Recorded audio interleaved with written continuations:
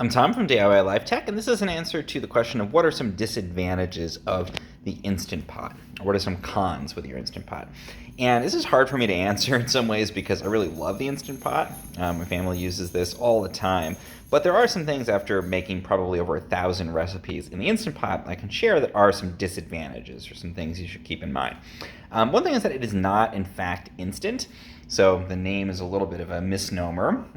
Instant Pots, although they are faster at cooking things that would normally require slow cooking, they still take time. So if a recipe says, put it in the Instant Pot for 5 minutes, that usually means it's going to pressure cook for 5 minutes.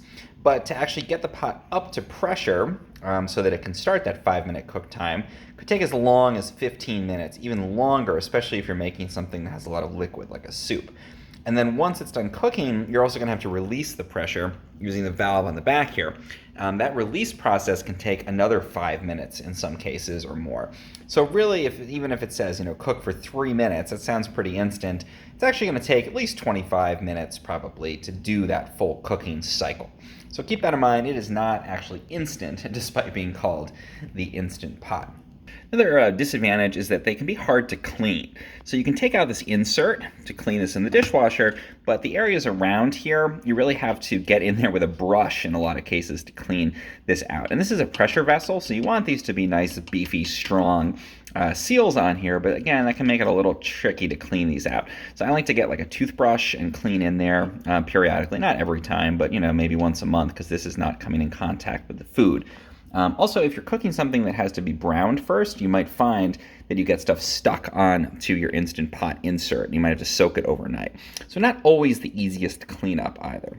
And the final thing I would say is that Instant Pots are great for actually a pretty wide variety of types of food. You can do slow cooker kind of things and braises, which is what most people think of, but you can even do noodles, you can do, potatoes, you can do hard-boiled eggs, you can do rice. There's a lot you can do in here other than just braises and stews. But there's certain kinds of dishes that are just not a good fit for the Instant Pot. And that's really anything where you want to cook it to different levels of doneness, like you want to have the inside be a little bit rare and the outside fully cooked, like a steak, or even like a cut of salmon if you want to do something like that.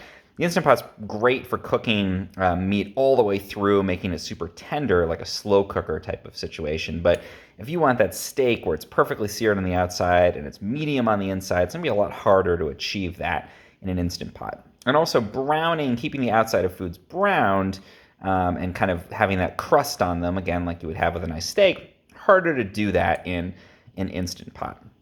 So if you're going for the slow cooker style meals, even if you're going for other things like pasta and that type of thing, it's a great fit.